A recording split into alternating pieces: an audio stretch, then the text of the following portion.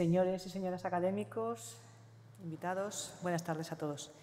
Muchas gracias a la Academia por invitarme a abrir la ceremonia de entrega del 13º Premio Rafael Manzano de Nueva Arquitectura Tradicional, un premio que otorga la Fundación Culturas Tradicionales, nacido en España en 2012, pero que desde 2017 es felizmente hispano-portugués, y de la medalla Richard H. Driehaus a la conservación del patrimonio. Enhorabuena a los premiados, don Francisco Ortega, asturiano, que tiene su estudio en arquitectura en Madrid, y Francisco de Caleiros, cuya contribución a la conservación del patrimonio arquitectónico, cultural y paisajístico del norte de Portugal es ejemplar y le ha hecho acreedor de este premio. Y sin más, cedo la palabra a la Academia de Bellas Artes de San Fernando. Muchas gracias. Buenos días a todos. Lo primero de todo, agradecer a la memoria del señor Driehaus, que fue el que convocó estos premios, y a los premiados, que han sido don Francisco Ortega y Francisco Caleiros. Y luego voy a presentar también a José Bagaña, ¿sí?, y Leopoldo Gil Cornet, que está a mi derecha, lógicamente la concejala de la Comunidad de Madrid, el Ayuntamiento de la Comunidad de Madrid, que ha sido la que nos ha iniciado la sesión. Y con esto ya cedo la palabra a don Leopoldo Gil para que nos hable él de lo que desee. Muchas gracias, Enrique. Ilustrísima señora concejala del área de cultura, excelentísimo académico Enrique Nuere, vicepresidente de la Fundación Culturas Constructivas Tradicionales, excelentísimo y queridísimo Rafael Manzano, que está en Sevilla, señoras y señores miembros del jurado, premiados, señoras y señores. Esta tarde tenemos el gusto de presentar el trabajo de los galardonados con el 13º Premio Rafael Manzano de Nueva Arquitectura Tradicional y la 6ª medalla Richard Driehaus a la conservación del patrimonio. Ambos premios han sido convocados por la Fundación Culturas Constructivas Tradicionales gracias a Richard H. Driehaus y a la colaboración de INBAU España, INBAU Portugal, la Fundación Serra Enríquez, la Real Academia de Bellas Artes de San Fernando y la Orden dos Arquitectos. Estos galardones cuentan, además, con el alto patrocinio de Su Excelencia el Presidente de la República de Portugal. Los objetivos de nuestra fundación se pueden resumir y concretar en la promoción y difusión de la práctica de la construcción, de la arquitectura y del urbanismo tradicionales y en mostrar a la sociedad los beneficios que tiene esta práctica para la vida de las personas. Esta, de hecho, es la finalidad de los premios que hoy entregamos, de uno y de otro. Como podremos ver a continuación,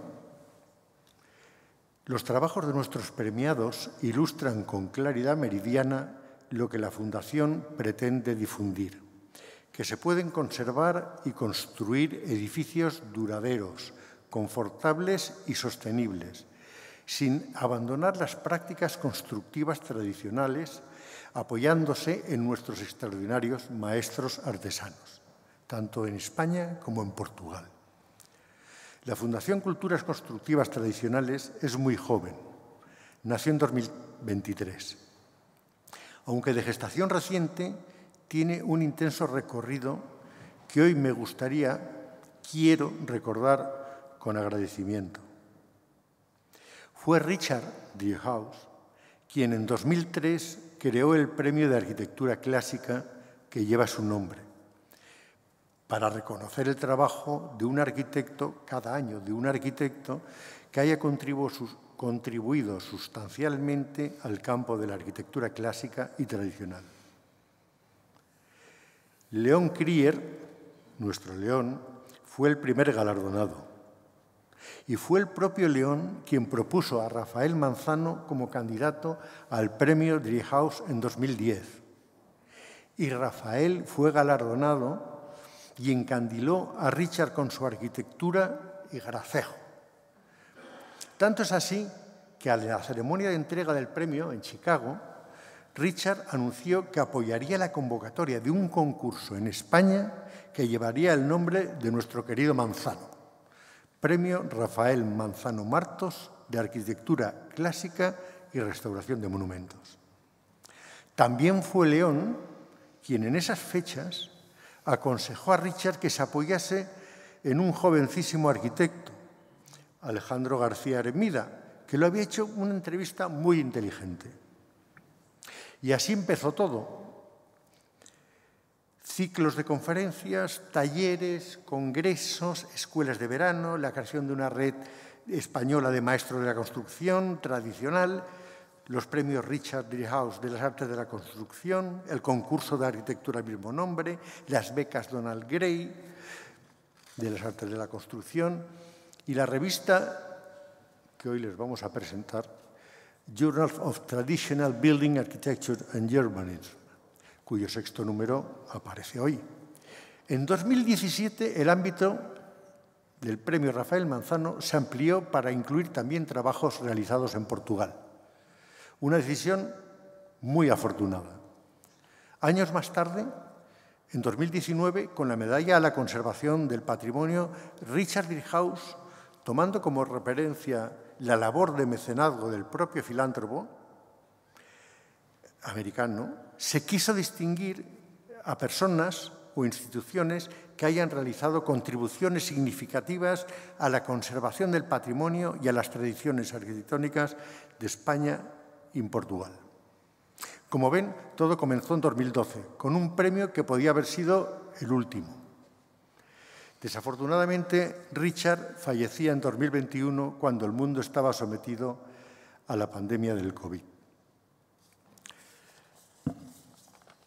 Hoy, afortunadamente, estos premios continúan su andadura, pero necesitan el apoyo de todos ustedes para lograr que los valores que promueven tengan un impacto creciente en lo que hoy se planifica, se construye y se enseña en las escuelas de arquitectura.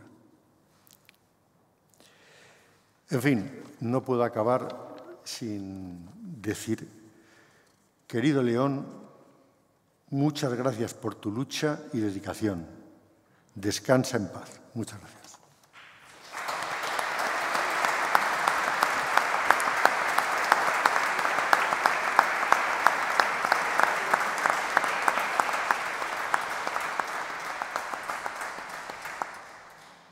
A continuación, se proyectará un vídeo sobre la obra del arquitecto don Francisco Ortega, galardonado en la 13ª edición del Premio Rafael Manzano de Nueva Arquitectura Tradicional.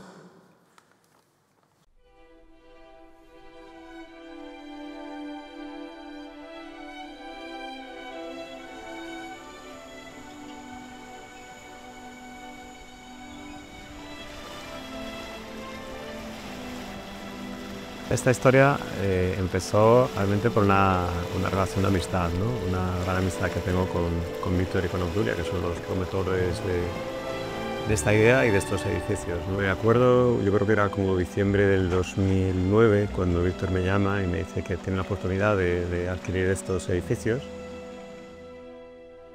A mí me hace mucha ilusión, era un edificio que conocíamos desde hacía mucho tiempo, porque Figueras es un pueblo pesquero que por aquel entonces estaba como medio abandonado, tenía esta ruina en mitad del pueblo maravillosa, ¿no? de todo comido por la naturaleza. Nosotros empezamos esta aventura buscando una casa familiar en nuestra tierra, ¿no? En Asturias. A Paco, que le llamamos, yo le conozco de siempre porque bueno, mi madre tenía una academia de de piano y él venía a clases de piano y yo le había dado clases de guitarra. Yo era muy jovencita también, pero yo le conozco desde que tiene 6 años o 7. Los padres tenían una casa cerca de Figueras, de esa zona, entonces él conocía la zona muy bien y fue así como empezó nuestra relación también profesional, ¿no? Aquí la entrada era a través de la ría. Este edificio originalmente era una aduana que controlaba el paso de la ría. Se entraba a través del puerto, que no existía por aquel entonces, era una playa. Se iba subiendo en rampa hacia el edificio y se entraba por la puerta principal del siglo XVI. Y luego en el siglo XVIII es cuando los Pardón-Legún hace una intervención muy importante, con una aspiración ya a arquitectura civil urbana. Para nosotros esa época es la que más significó ese edificio, con esa orden de las ventanas en la fachada, con esa aspiración a ser simétrico, a ser sobrio. Pero sin embargo, toda la parte trasera del edificio estaba incrustada en el monte, con lo cual lo que hicimos es despejar toda esa zona para que pudiera respirar el edificio, tuviera ese espacio, ese pequeño espacio que generamos en la parte trasera y toda una escalera que conectamos con la capilla que hicimos en lo que era la antigua cochera del edificio, y también de alguna manera lo que hace es vincular el edificio con el entorno, ¿no?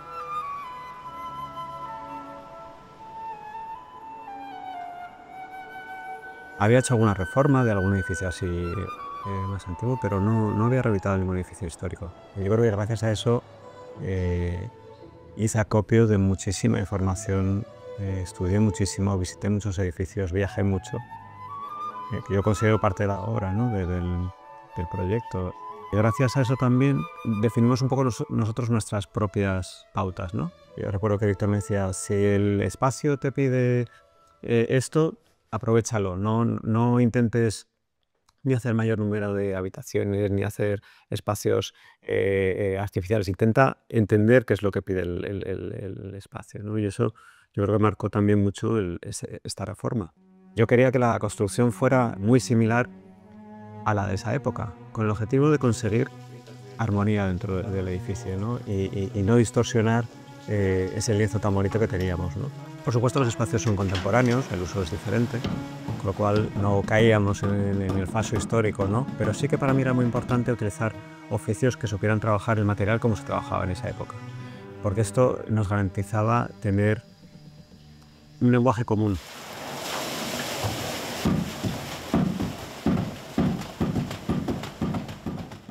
¿Cómo has hecho? A partir del dibujo, ¿cómo lo has desarrollado? ¿Cómo lo has conseguido?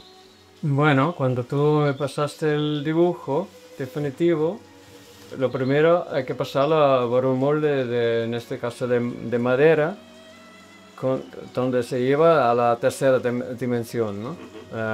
Añadiendo el volumen y tallando la madera. Con este se hace el molde de arena, ¿no? Donde metes en la arena, y en la arena se funde este latón especial para fundir de forma líquida en el molde. Y me parece importante también que para estos elementos nuevos, hechos completamente nuevos, utilizar estos materiales, ¿no? Para mantener esa coherencia en todo el proyecto. No tenían ningún proyecto preconcebido, entre otras cosas porque no sabíamos si lo que queríamos hacer era hacer una vivienda o un hotel, por ejemplo, ¿no? Y claro, dices, entonces ¿cómo proyectas así? Pues muy fácil, porque como decía antes, eso nos lo dictaba el edificio. Empezamos con esto pensando que iba a ser nuestra casa familiar. Luego vimos que tenía un tamaño que no tenía escala muy familiar, que era demasiado grande, y entonces luego empezó a surgir otras oportunidades y cogimos allí otra casona antigua y empezó ya la rueda de restauraciones.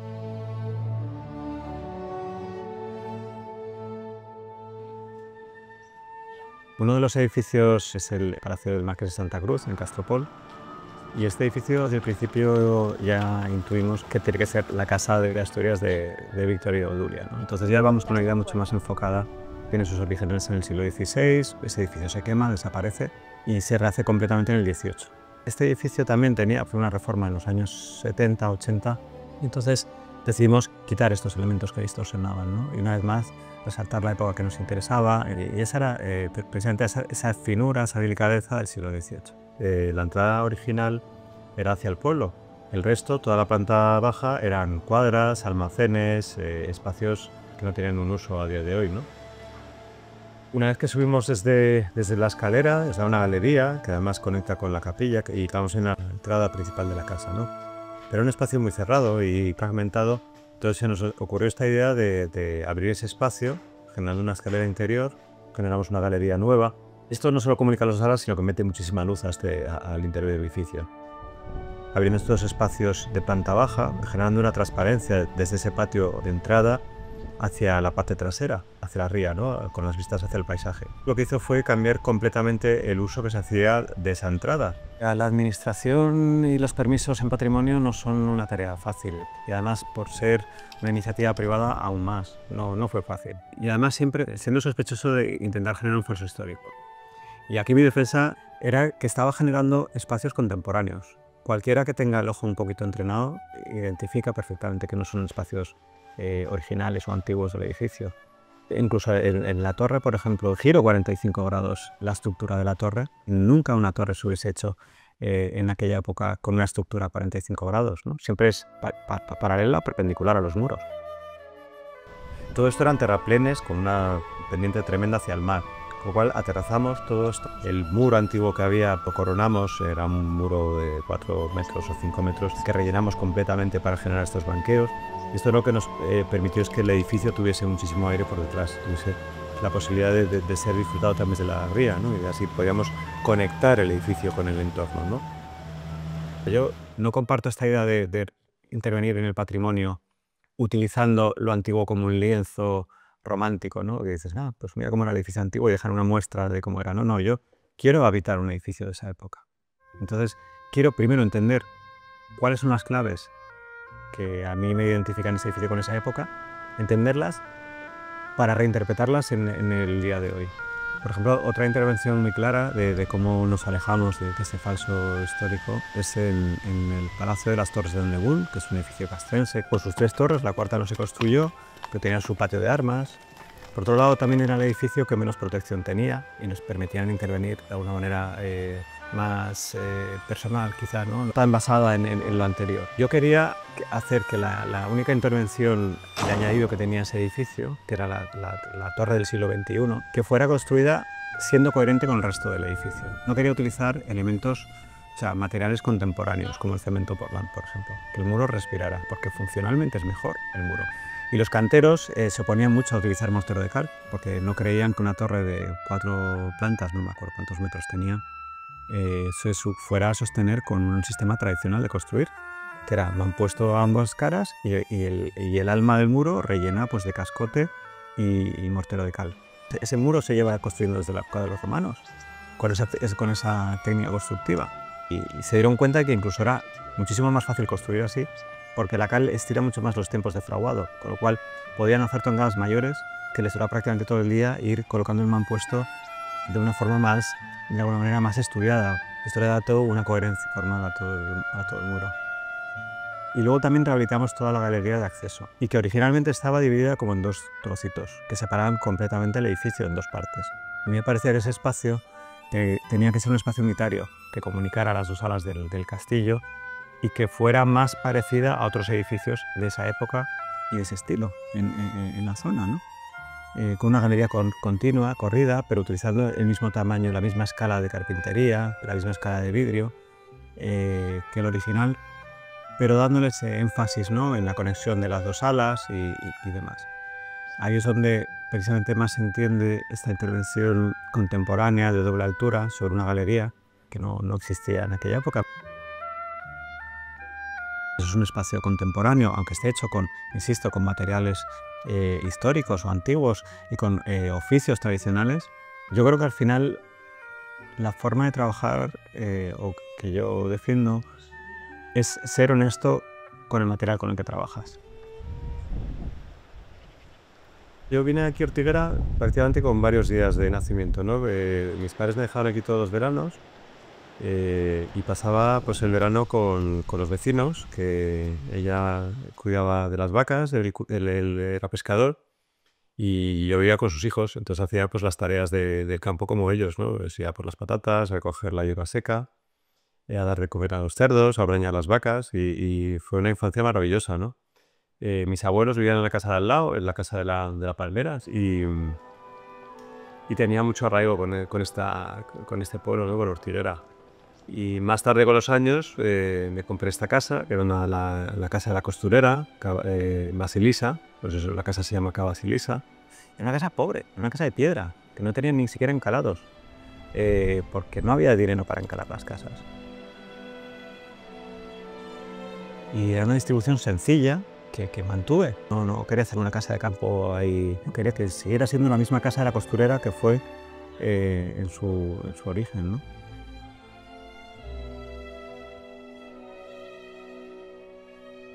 Y quería restaurarla prácticamente como estaba, ¿no? Un poco con los mismos principios que siempre he hablado, que pues, respetando los suelos originales, las vigas, incluso la carpintería original, es que teniendo los mismos cierres de ganchos, que no son ni siquiera mecánicos. Para mí rehabilitar no es solo técnicamente resolver un problema constructivo, sino es devolver la historia que ese edificio ha perdido por el motivo que sea. Que esa es la idea principal, que esto dure siempre mucho más que nosotros, perdure en el tiempo y lo disfruten muchas generaciones.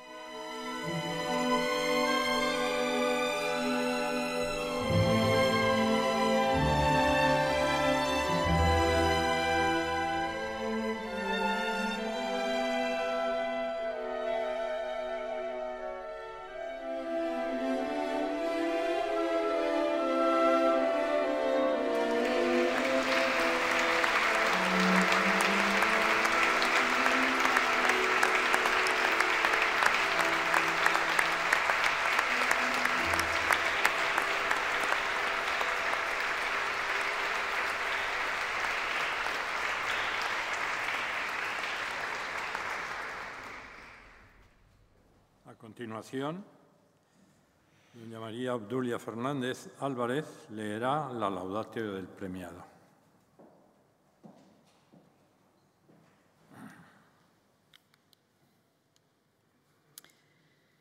Queridos miembros del jurado, colegas, amigos y amantes del patrimonio en definitiva. Hablar hoy de Paco Ortega es para mí, más que un honor, una emoción profunda, compartida, por supuesto, con Víctor, mi marido, que no ha podido acompañarnos hoy por causas de fuerza mayor, pero al que le une una amistad entrañable. Paco y yo nos conocimos a través de la música, cuando él era solo un niño y yo una joven estudiante. Entre el solfeo y el piano acabamos, no sé cómo, descifrando tablaturas de guitarra renacentista que luego interpretábamos emocionados y que aún hoy día conservamos. Ya éramos un poco frikis. Recuerdo perfectamente a aquel niño observador, educado y tranquilo, pero sobre todo con mucha vida interior. Como si escuchara algo que los demás niños no oían. Los instrumentos dieron paso a los planos, pero la música permaneció. Cuando Víctor y yo le encargamos el proyecto, sabíamos que con 30 años no podía aportar una gran experiencia, pero sí sabíamos que era un joven muy preparado, con un interés por el arte y la historia que para nosotros era crucial, con mucha sensibilidad y con la humildad suficiente para aprender lo que hiciera falta. Aunque hubo momentos de incertidumbre sobre cómo abarcar el reto que teníamos delante, al final de esas líneas de fuga difusas, veíamos algo que para nosotros era muy claro. Queríamos mantener el alma del edificio. Guardar el alma significaba principalmente respeto. Respeto por los materiales originales, por su historia y por las manos que construyeron antes. Recuerdo conversaciones interminables con Paco, Víctor y Juan Cruz sobre cómo conseguir esos materiales antiguos que debían integrarse perfectamente en el edificio, uno de los puntos más importantes y complicados de todos nuestros proyectos. Verle trabajar era ver al niño de entonces, paciente, concentrado, afinando cada detalle y buscando el tono justo, escuchando al edificio como quien escucha una melodía antigua. En nuestros proyectos no impuso su voz, esta solo acompañaba. No transformaba, revelaba lo que ya estaba allí, escondido bajo el polvo y el tiempo. En arquitectura no siempre hay que deslumbrar, a veces hay que reconciliar. Reconciliar la historia con el presente, la materia con la luz y la técnica con un poco de poesía. En el proceso que vivimos juntos, detrás de cada decisión suya había algo que no se enseña en las escuelas, una ética del cuidado. Cuidar los lugares, la memoria y lo más importante y que lo vincula definitivamente con la fundación que le otorga hoy este premio, cuidar los oficios. Esos oficios de artesanos que hoy día están en peligro de extinción y que tanto empeño ponéis para recuperarles, darles voz y visibilidad y que nuestro rico patrimonio no se quede mudo. Pero Paco para nosotros no solo ejerció de arquitecto, nos diseñó detalles que a todo visitante le llama la atención, como el famoso león rampante que pudisteis ver en el vídeo de las Fallevas. Me ayudó a darle forma a nuestro logo familiar que ya forma parte de Vestís y que tanto significado tiene para toda nuestra familia. Nos aconsejaban la búsqueda de nuevos edificios susceptibles de ser recuperados. Y quizá lo más trascendente de todo fue él quien nos animó a crear nuestro propio estudio, que empezó con 5 personas cedidas generosamente del suyo propio y que hoy día, 6 años después, consta de más de 60 profesionales entre arquitectos, paisajistas, interioristas, renderistas, ingenieros, etc. Por cierto, esas 5 personas siguen siendo la base de nuestro equipo y están aquí acompañando a su antiguo jefe. Antes te aguantaban a ti, ahora nos aguantan a nosotros. Y siguen ahí, tiene su mérito. Los que lo conocemos sabemos que esa sensibilidad que le caracteriza se extiende a su vida cotidiana. Tiene una vida discreta y serena. Su tiempo libre lo pasa en un pueblecito perdido en Asturias, rodeado de toda su familia. Le gusta cuidar de sus bonsáis, que cultiva con la misma paciencia con la que arreglaría un muro de piedra antiguo, y su pasión es la pesca, que creo que es su modo de reconciliarse con el silencio. En lo personal y lo profesional hay una coherencia de alguien que trabaja sin ruido, que huye del artificio y que entiende la belleza como el equilibrio entre armonía, función y emoción. Este premio nos recuerda que la arquitectura tradicional no es un refugio del pasado, ni tampoco es una reliquia para ser admirada. Es una promesa de permanencia y de futuro para ser vivida y disfrutada. Paco, gracias por tu amistad, por tu escucha y por tu paciencia inagotable. Y gracias también por seguir tocando, ahora con piedra, cal y madera, esa música que empezó hace tantos años entre las manos de un niño que ya era, sin saberlo, un arquitecto. Muchas gracias.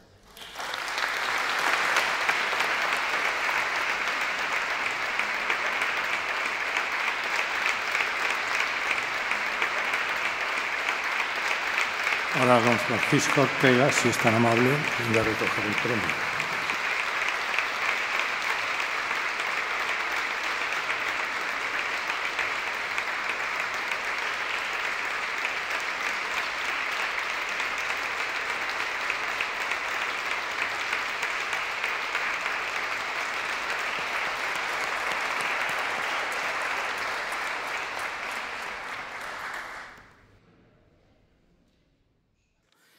Bueno, buenas tardes a todos. Muchísimas gracias por estar aquí. Muchas gracias, autoridades aquí presentes, concejala, presidentes. Muchísimas gracias, Leopoldo, José, Enrique, profesor mío de la escuela. Bueno, me gustaría también dar las gracias a Richard Dreyhaus, que aunque no esté con nosotros, su aportación ha sido pues, fundamental para este premio, ¿no? Pero también por su pasión por la arquitectura. Agradecerle también a Rafael Manzano, que aunque no ha podido estar, pues no solo da nombre al premio, sino ejemplo, que es todavía quizás más importante, ¿no? También me gustaría recordar y agradecerle a Leon Krier, allá donde esté, pues, y a su mujer Irene por defender mi candidatura. Muchísimas gracias. Y, por supuesto, por el vídeo, que es maravilloso. A la Fundación Culturas Constructivas Tradicionales por la magnífica labor de difusión que está realizando con las escuelas, con los talleres, pero en especial también a Alejandro y María, por liderar la Fundación y darle el impulso necesario para ser una gran herramienta de trabajo para los arquitectos. Ojalá os hubiese tenido cuando empecé estos trabajos. Bueno, señoras y señores, todo empezó gracias a una gran amistad. La familia Madera Fernández, mis mentores, a los que les debo mi trayectoria profesional, me llamaron para informarme de la adquisición de los palacios de los Pardo en Lebún, allá por el otoño del 2008. Conocía los edificios desde hacía mucho tiempo, ya que mi pueblo, Ortiguera, está a escasos kilómetros de allí. El Palacio de Figueras era uno de esos sitios que cada vez que lo miraba desde el puerto pensaba: alguien tendría que recuperar este edificio. Podréis entender, por lo tanto, la ilusión que me hizo esta llamada. Tenía, como ha dicho Obdulia, poco más de 30 años, así que contaba con muy poquita experiencia en rehabilitación. Pero ahora que lo veo casi 20 años después, me doy cuenta de que fue precisamente eso lo que hizo que el trabajo allí desarrollado fuera de alguna manera muy especial.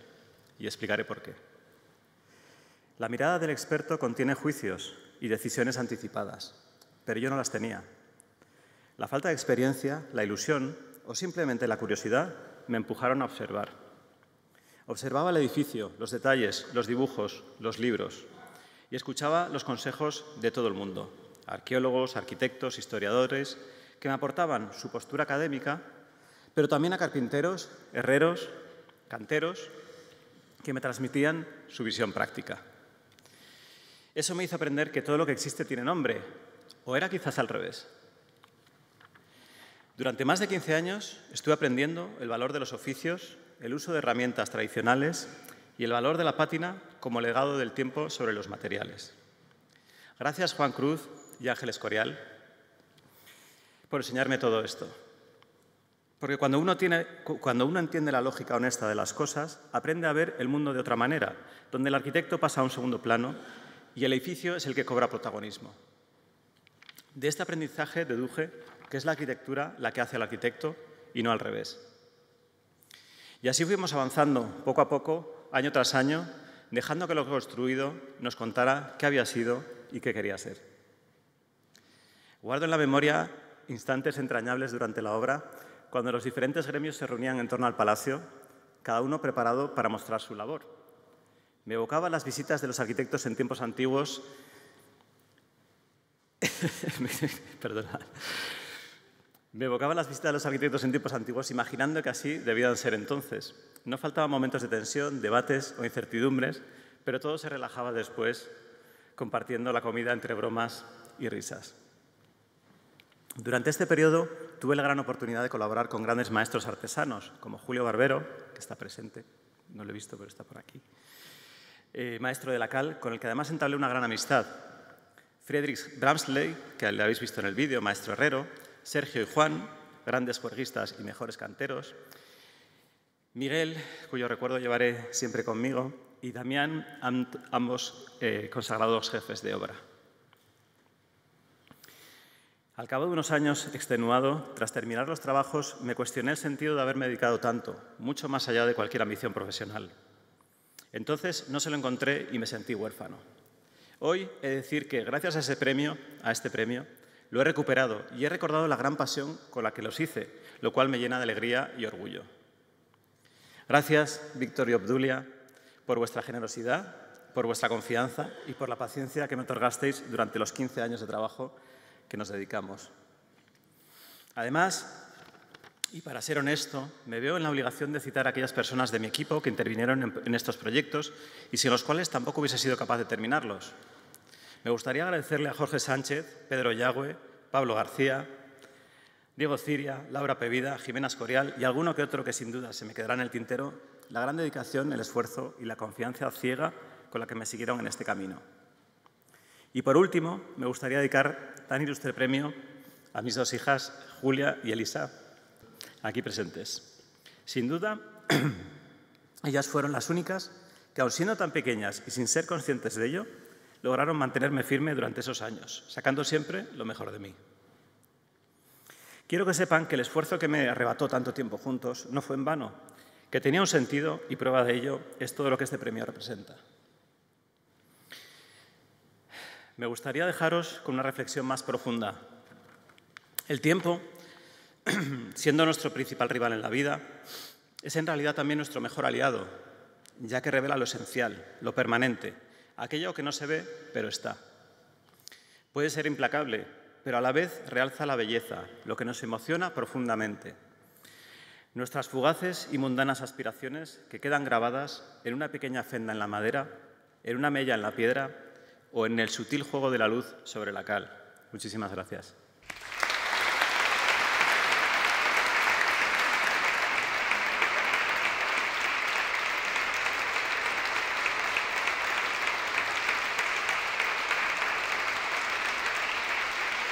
A continuación, se proyectará un vídeo sobre la trayectoria profesional del ilustrísimo señor don Francisco de Calleiros, galardonado en esta edición, en la 6ª edición de la medalla Richard H. Driehaus a la conservación del patrimonio.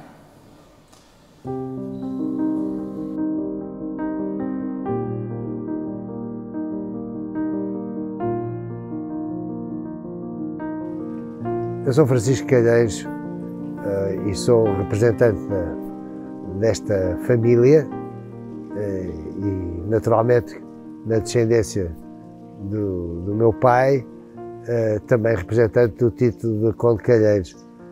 E tudo isto faz parte da tradição da família e foi com esse espírito que também recuperei esta casa e criei uma forma da sua sustentabilidade através do turismo.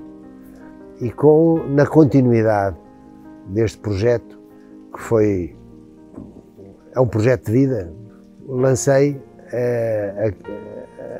a criação da nossa associação, da Turiab, da Associação do Turismo de Habitação e da marca Solares de Portugal. Nós hoje temos 120 casas a nível nacional, a sua sede é aqui em Ponte Lima e dedica-se fundamentalmente a promover as casas e a conseguir desenvolver o turismo das próprias casas. O objetivo final é a preservação da arquitetura, de todo o seu funcionamento e também da sua manutenção. O turismo não é só uma forma, eu penso que é uma fórmula de conseguir que essa preservação do património. Nós estamos no lugar, no primitivo da casa e também esta torre passou por uma reconstrução, não foi só reabilitação, foi quase que uma parte de reconstrução, porque parte das pedras e do material de que era feita a torre foi usado na construção da casa. Então, quando eu fiz a recuperação deste espaço, tive que ir buscar materiais de origem, porque os outros estão aplicados nas paredes e nos muros da casa. Portanto, tem sido um projeto que me tem acompanhado desde sempre, desde a minha infância, posso dizê-lo, porque aqui nasci nesta casa e desta casa depois, para além de ter frequentado a escola primária da aldeia, depois passei pelas várias situações de ter estudado em Lisboa, nos colégios, e esse é um período da minha vida também marcante, da minha formação. Nós estamos em Ponte de Lima, onde se localizam as associações que hoje presido e que fazem parte do meu cotidiano, do dia-a-dia. Está aqui a Associação da Turiab, dos Solares de Portugal, que é de dimensão a nível nacional e a sua sede aqui. Está a ADRIL, a Associação do Val do Lima, de Desenvolvimento do Val do Lima, e também a Associação dos Amigos do Caminho Português de Santiago. Todas elas se localizam aqui no mesmo quarteirão, que se encontra atrás de mim neste momento. Portanto, é aqui que a minha vida se desenrola depois de sair do Paço de Calheiros. Tem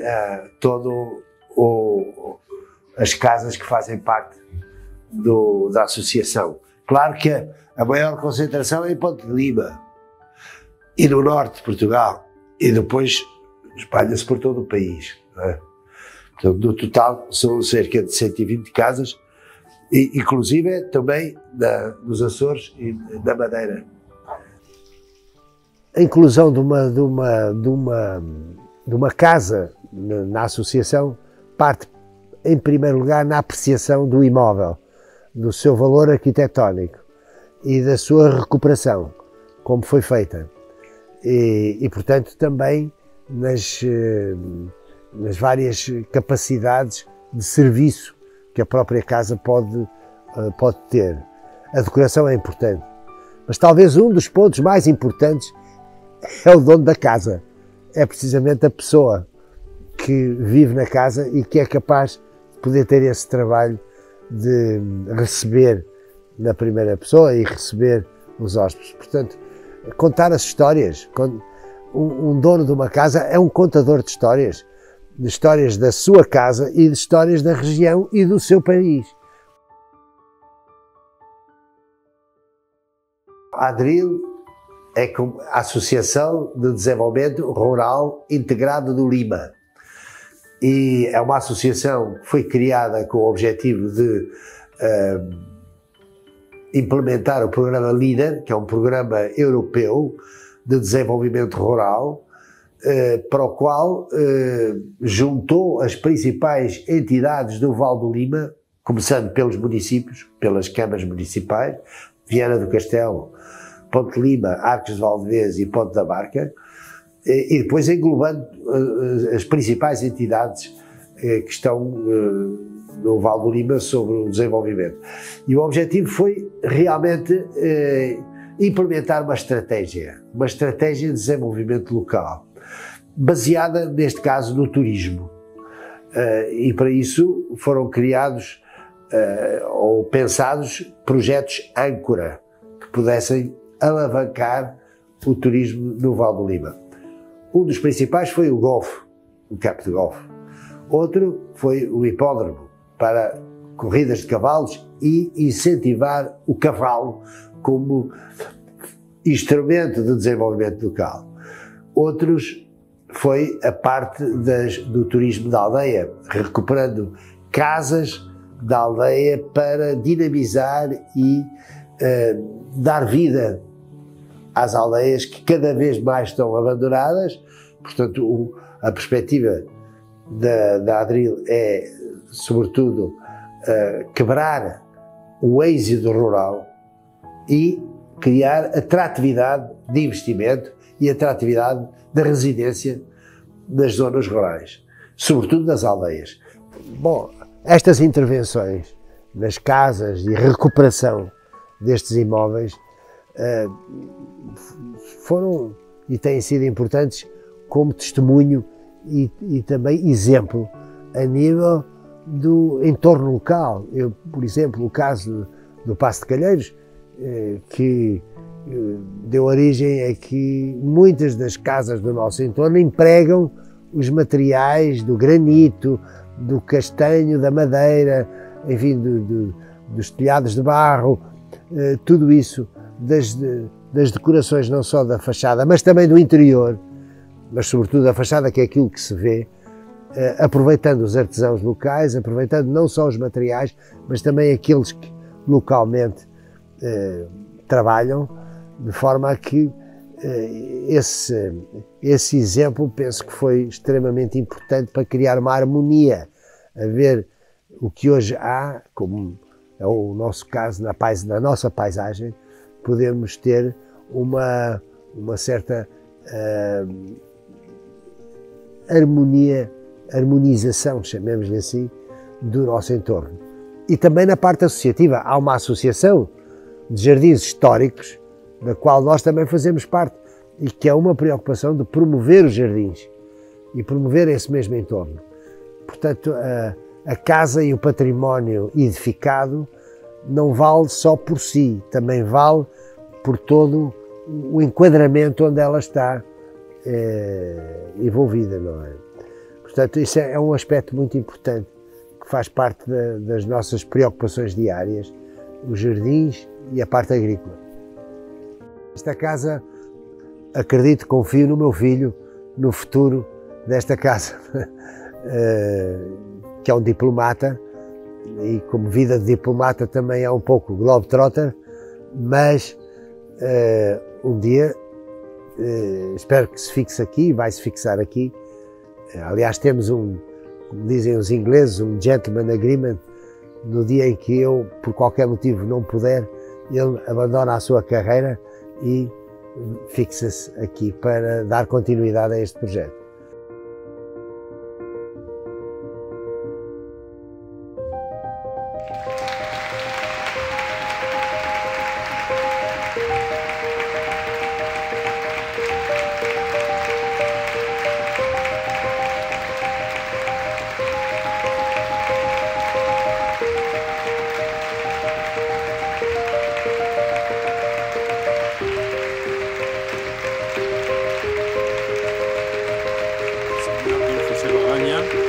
Vicepresidente de la Fundación Culturas Tradicionales y presidente de INPAO Portugal, leerá la laudatio del galardón.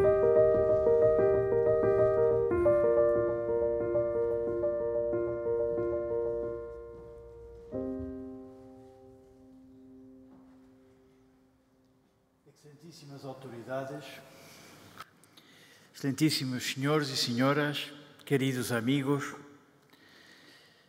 hoy es también para mí un día de especial alegría. Alegría por el privilegio de poder estar aquí en esta prestigiosa institución, quiero decir, rodeado de magníficas obras de arte y de buenos amigos y maestros como Javier Seneca Celaya, Robert Adam y otros. Y alegría asimismo por poder ser testigo del muy merecido reconocimiento a la obra y a la acción de Francisco Calheiros de Menezes, conde de Calheiros, en favor de la conservación del patrimonio construido y paisajístico. Reconocimiento este que se materializa con la concesión de la 6ª medalla Richard H. Driehaus, que justamente en buena hora hemos decidido otorgarle. Quien visita Portugal, y más particularmente sus provincias del Miño y del Duero, pero también Galicia, no puede quedar indiferente ante la extraordinaria belleza de sus paisajes y de sus aldeas, vilas y ciudades, con sus edificios que, por sí solos o formando parte de un conjunto armonioso, lo llenan el alma de alegría. Sin embargo, muchos desconocen, quizás hasta hoy, que el hecho de poder disfrutar de esa belleza única se debe en buena medida a la acción que Francisco Calheiros viene desarrollando desde hace ya muchos años en favor de la defensa, recuperación y puesta en valor de muchos de esos paisajes y de tantas casas magníficas, los solares, como se denominan en portugués, que caracterizan las quintas y los núcleos urbanos de estas regiones, así como de las aldeas tan características y indisociables de su identidad cultural. Es un hecho y muy significativo que hoy todos reconocemos la importancia de la salvaguarda de ese patrimonio y de esa herencia preciosa, diversa de región en región, pero también del apoyo de cuantos han sabido ver en esa calidad y en esa belleza un valor de futuro para lo que construimos hoy. Y como decía al respecto un famoso estadista del siglo pasado, una nación que olvida su pasado no tiene futuro. Francisco Calheiros estuvo en el origen de los primeros programas del Estado portugués en la década de 1980 para la recuperación de las casas antiguas a través del denominado turismo de habitación y más tarde también del turismo en el espacio rural, Programas que aún hoy existen y que han permitido y permiten la recuperación de muchas casas magníficas, de quintas y de paisajes que sin estos apoyos muy probablemente se habrían perdido. Francisco Calheiros no solo estuvo en la base de estos programas mediante la Fundación de Solares de Portugal y Turiab, iniciativas destinadas tanto a las casas nobles como a las casas rústicas y del campo, creando destinos turísticos en el Miño, el Duero y Galicia, contribuyendo así también a la economía local de estas regiones, mediante la creación de empleo, de nuevas empresas y la fijación de población, contrarrestando los fenómenos inexorables que hoy afectan a nuestros países con el abandono de las zonas rurales. Pero su acción va mucho más allá de estos programas, como podemos comprobar a través de la labor de la Asociación de Desarrollo Rural Integrado del Val de Lima, ADRIL, que preside y que apoya la recuperación de muchas aldeas de esta región, o de su contribución a los caminos de Santiago de Compostela y al turismo rural en Galicia, determinante para el desarrollo regional y reconocido por la Junta de Galicia, que le otorgó la Medalla al Mérito. Este mérito, fruto de la acción pionera de Francisco Calheiros, ha sido reconocido también por otras entidades, destacando entre ellas la Medalla al Mérito Turístico del Gobierno portugués. Es de resaltar que en toda su acción tan diversa, Francisco Calheiros mantiene siempre la preocupación de que las ayudas concedidas contemplen la necesaria viabilidad económica de los programas, mediante proyectos de inversión agrícola y otros, como por ejemplo de enoturismo, agroturismo, fundamentales para la economía de las regiones implicadas. Estos fueron y son los instrumentos que permiten esta extraordinaria valorización regional, salvaguardando asimismo los lenguajes arquitectónicos tradicionales, con el cuidado que esa protección implica en el diseño, la composición, los materiales, etc., de tal modo que el modelo se ha extendido a otras regiones de Portugal. En su casa, el Paço de Calheiros, quizás con más intensidad que en otras también excelentes que he conocido, tuve el privilegio de comprobar esa excelencia que Francisco Calheiros aplicó allí, en una restauración ejemplar cuya riqueza y buen gusto interior refuerzan el respeto por la historia y las tradiciones locales, completada por unos jardines maravillosos.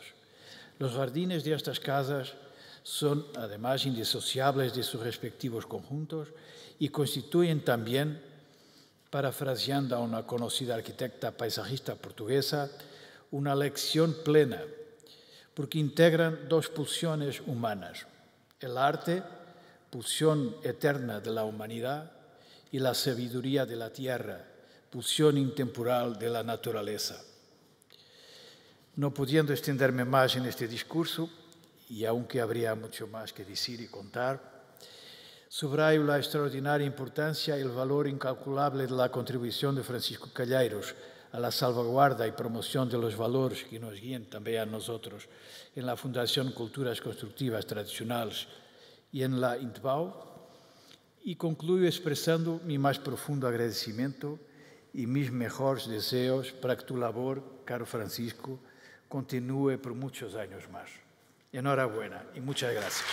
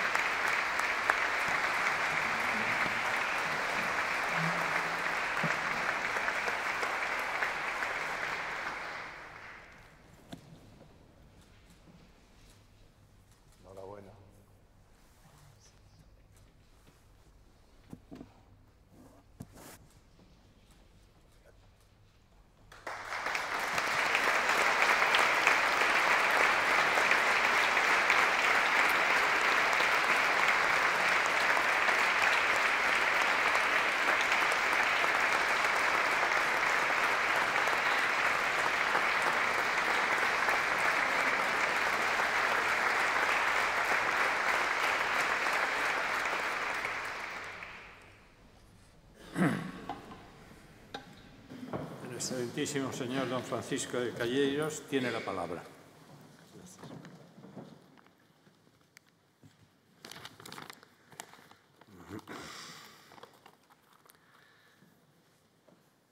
Conselheira, excelentíssima mesa, excelentes representantes da Fundação de Culturas Construtivas Tradicionais, membros do júri, autoridades, amigos de Madrid e amigos da Galiza, aqui bastante representados, convidados, minhas senhoras e meus senhores. Eu vou falar em português, espero ser bem entendido, até porque vou falar despacio. É com enorme honra e profunda emoção que recebo a medalha Richard Driehaus para a conservação do património. Esta distinção não é apenas um reconhecimento pessoal, mas, sobretudo, um tributo a uma causa que me tem acompanhado ao longo da vida, a de preservar, valorizar e dar nova vida ao património histórico que herdamos e que temos a responsabilidade de transmitir às gerações futuras. Quando penso neste percurso, não posso deixar de recordar o Paço de Calheiros, a casa da minha família, e lugar onde enraiza a minha ligação ao património. Situado na encosta do Val do Lima, o Paço é um solar que transporta séculos de história, testemunho de sucessivas gerações e que durante anos esteve adormecido, necessitado dos cuidados profundos e que, quando há várias épocas assumi a sua recuperação, sabia que não se tratava apenas de restaurar paredes e telhados. Tratava-se de devolver vida, de permitir que aquele espaço continuasse a ser vivido, visitado e sentido. Com a ajuda de artesãos, arquitetos, trabalhadores locais, respeitámos os materiais originais, mantivemos a coerência arquitetónica, protegemos a alma do lugar e, ao mesmo tempo, abrimos-lo ao mundo, adaptando para receber visitantes e hóspedes. Porque acredito que a melhor forma de conservar o património é usá-lo, é permitir que seja habitado, que seja fonte de encontro, de economia e de cultura. Hoje o Paço de Calheiros não é apenas uma casa restaurada, é um espaço vivo que acolhe visitantes e que integra peregrinos do Caminho de Santiago, que celebra a tradição e a hospitalidade. Foi desta convicção que nasceu a aventura que foi o turismo e é o turismo de habitação em Portugal. Nos anos 80, o país frequentava desafios profundos. O setor hoteleiro era ainda frágil e muitas casas senhoriais e solares corriam o risco de ruir. Foi nesse contexto que, em Ponte Lima, um grupo de proprietários com visão e coragem decidiu experimentar uma ideia nova: abrir as suas casas ao turismo, transformando património privado em espaço de acolhimento. Recordo com nitidez e entusiasmo desta fase pioneira. Em 1980 foram celebrados os primeiros protocolos entre o município de Ponte Lima e 4 casas, entre elas o Paço de Calheiros. Graças a este esforço coletivo, conseguimos não apenas salvar casas históricas, mas também criar um produto turístico único, reconhecido dentro e fora do país. Ao longo de décadas, a Turiab cresceu, estruturou-se, tornou-se uma verdadeira embaixadora da cultura portuguesa, levando ao mundo a experiência de viver a história na primeira pessoa, hospedando-se em casas que são, ao mesmo tempo, património e lar. Um dos exemplos mais marcantes deste período foi a relação de amizade e de colaboração que se estabeleceu com Dom Manuel Fraga Iribarne, cuja curiosidade e visão foram decisivas para a afirmação desta nova modalidade de turismo que então nascia em Portugal. Graças às suas visitas frequentes entre o norte de Portugal e a Galiza, foi possível levar a ideia do turismo rural para além de fronteiras, onde viria a criar raízes sólidas entre as casas rurais e os passos galegos. Um momento que culminou com a honra de ter recebido das suas mãos a medalha da Galiza. Também desse espírito de partilha nasceu uma rede europeia, a Europa das Tradições, que reuniu associações congêneres na Grã-Bretanha, na França, na Irlanda, nos Países Baixos, na Alemanha, na Áustria, na Hungria, na Itália e na Eslovénia, estendendo-se mais tarde ao Brasil, com a criação das Fazendas do Brasil. Esta rede consolidou a ideia de que o património, quando vivido e partilhado, ultrapassa fronteiras e torna-se um elo de identidade entre povos, ao ponto de os unir, como é o caso familiar meu entre o Paço de Calheiros e o Castelo de Rivalta, a Itália. Mas este caminho não se fez apenas de casas individuais. Compreendemos desde cedo que era necessário estruturar o território, apoiar as comunidades, dar condições ao meio rural para que pudesse florescer. Foi nesse sentido que nasceu em 1991, a ADRIL, já aqui mencionada, a Associação de Desenvolvimento Rural Integrado de Lima. Esta organização tornou possível canalizar fundos europeus para projetos âncora no Val do Lima, desde a recuperação das aldeias, como a aldeia do Soajo e do Lindoso, em pleno Parque Nacional da Peneda Gerês, à criação de trilhos de montanha, à valorização dos produtos locais, a infraestruturas de animação turística, como foi o caso do campo de golfe, um hipódromo e o Clube Náutico e o Festival Internacional de Jardins de Ponte de Lima e do Caminho Português de Santiago. Há 25 anos ninguém conhecia ou falava do Caminho Português de Santiago. Bendito seja Fraga Iribar, que foi pioneiro do lançamento do Caminho de Santiago. A ADRIL não trabalhou apenas para restaurar edifícios, mas para dar nova vida a um território inteiro, fortalecendo a agricultura, o artesanato, as raças autóctones e a gastronomia. A lógica era clara. Preservar o património é preservar também a cultura viva e o tecido económico que a sustenta. Ao olhar para trás, vejo que com satisfação que esta visão se concretizou, o turismo de habitação espalhou-se pelo país, casas que estavam condenadas ao abandono tornaram-se fontes de orgulho, de rendimento e de cultura.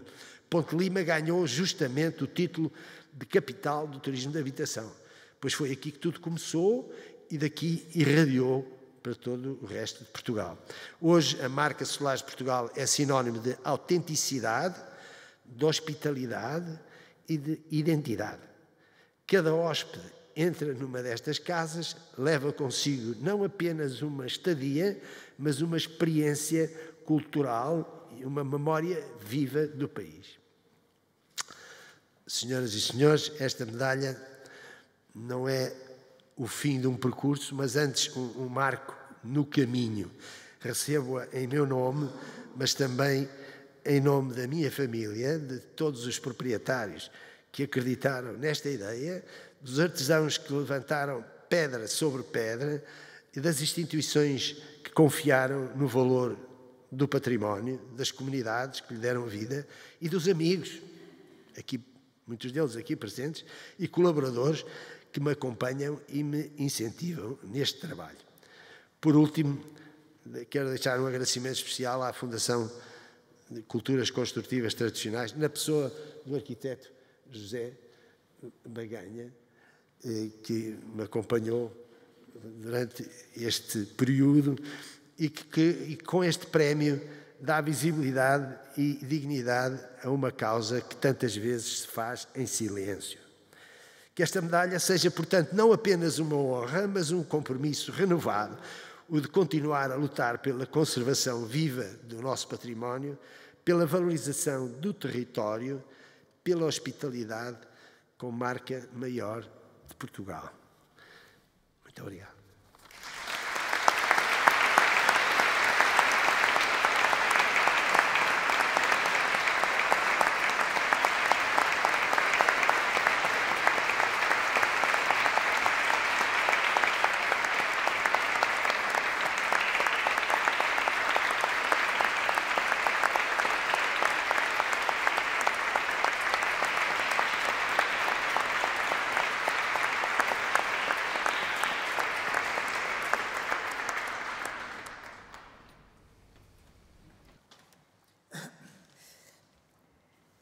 Muchas gracias.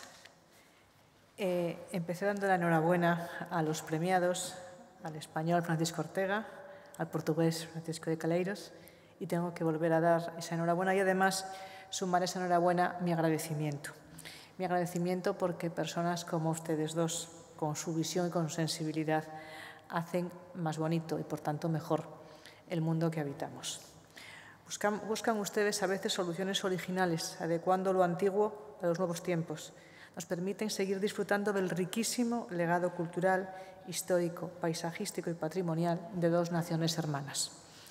Contribuyen a luchar contra las amenazas que se ciernen sobre la conservación de ese legado, como la pérdida de los oficios constructivos antiguos, la cantería, la carpintería y la herrería, la estuquería, o también contra el despoblamiento de las zonas rurales o las agresiones urbanísticas y medioambientales que sufre el paisaje.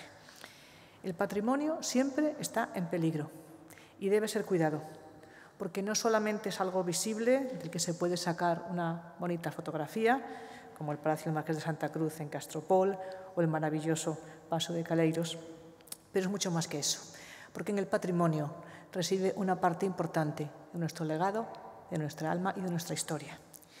Y por eso conservar el patrimonio le puedo asegurar que es una de las preocupaciones que me mantienen como delegada del área de cultura del Ayuntamiento de Madrid. Este agradecimiento lo hago extensivo a instituciones y personas que con su mecenazgo apoyan estos trabajos, a la Fundación Culturas Constructivas Tradicionales y a todos sus colaboradores, Inbau España, Inbau Portugal, la Fundação Serra Enríquez, la Real Academia de Bellas Artes de San Fernando o la Orden de los Arquitectos con el patrocinio del presidente de Portugal. Y, por supuesto, al filántropo estadounidense Richard H. Dreyfuss, que nos dejó en 2021, pero cuyo legado continúa vivo en su país natal y en otros países como España y Portugal. Eso es precisamente el patrimonio, aquello que nos trasciende y nos supera cuando ya no estamos.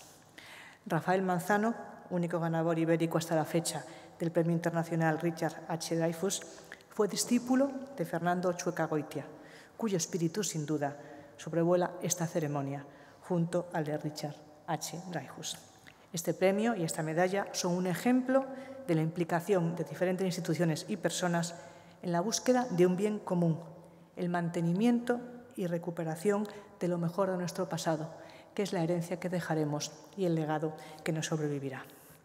Preservar tradiciones, riqueza patrimonial, arquitectura y paisajes depende de todos nosotros, instituciones, fundaciones y, sobre todo, ciudadanos. Y cuando este esfuerzo da sus frutos y se reconoce, cuando se ve que a veces las cosas se hacen muy bien, podemos dejar de lado el pesimismo de esta época. Enhorabuena a los premiados, a la Fundación Culturas Tradicionales y a todos sus colaboradores, y gracias por su empeño en contribuir a que nuestro mundo sea mejor, más hermoso y más habitable. Muchas gracias.